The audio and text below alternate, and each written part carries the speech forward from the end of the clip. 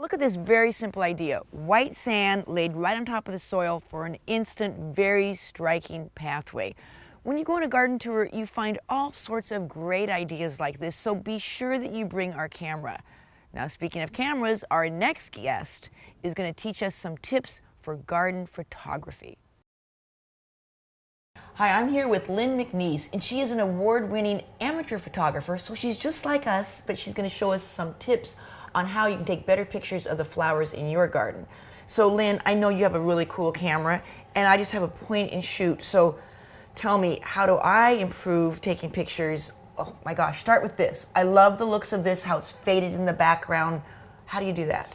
You make sure you focus directly on the center of the subject. Okay. And this should, by focusing it, should blur the background. So then that makes the flowers stand out. It does.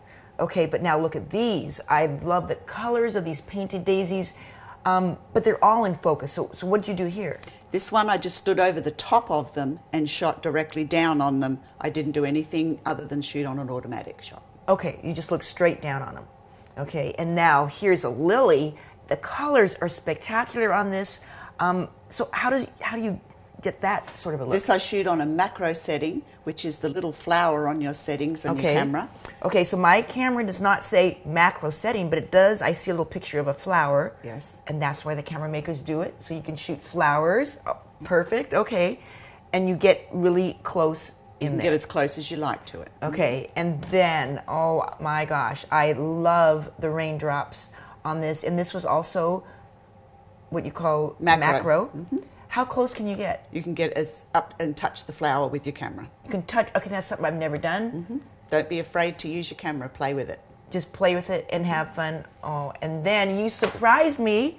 You brought a photograph of my garden that I didn't even know you'd done. Yes, and this one you just get down level with your subject. So you actually knelt and rather than looking down, yes, exactly. You get level and then you make sure you compose it correctly. Okay, so by compose it, what you mean is the focal point? Yes, you have a focal point.